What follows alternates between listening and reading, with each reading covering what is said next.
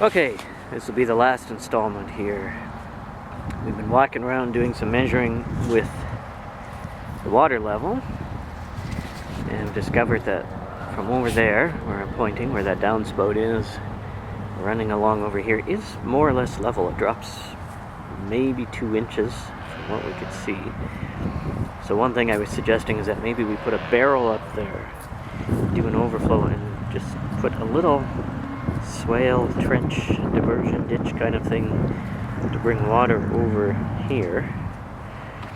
Then as we were talking, Kelsey was saying that this thing with the types of planting, as we talked about in an earlier one about the types of plants that go in it, it's all different levels of moisture that they're going to like. So as we were talking about digging down and maybe doing all that work about trying to level all the pathways, it seemed like that wasn't what we wanted to do.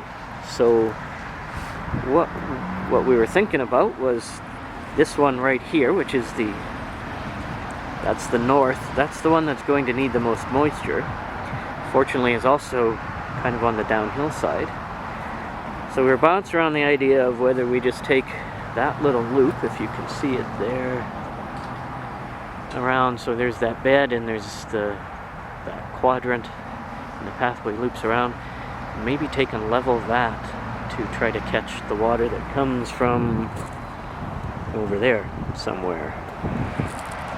And so coming in around here and just level that piece to help hold water in it.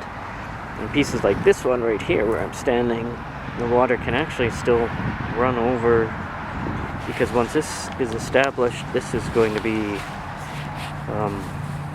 Kinnick, is that what you said it's called? Bearberry. Or Kinnick. Kinnick is the Cree word for it. Okay. But not purely Kinnick, but we can pair Kinnick with other plants that will need a lower moisture profile. Right. In the east quadrant of the healing. Yeah, so we can do that.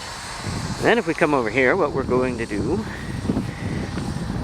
is put water catchment in. We'd already gone over about how this is a big catch basin, obviously. Be a fill bit, some silt load as it comes, but I don't think that'll matter tons. It's not so steep of a slope that it's going to be carrying tons of dirt with it. You can tell there's not exactly a big pile of gravel here at the downhill edge, so it's obviously not that high energy. We're going to stake out something here, and this is relatively flat and has actually been rototilled and dug up, so it's pretty easy. What we're going to do is mark out a spot. We've got a little arching swale that comes along and is going to do just a little kind of a loop out there, and with the possibility of putting Saskatoons in just to the left. You can see the path on the right hand side of the screen there, just to the left of that, and have Saskatoons in that area somewhere.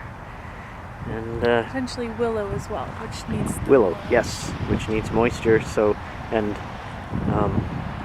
Kelty can watch the moisture conditions and see what might work and whether willow would go there and what might happen. Anyway, so that's it. So we're gonna stake some things out for when her crew gets here to do some stuff, and then I will hop in the car and head back to Saskatoon. So that's it. Say goodbye, Kelty. Thanks, guys.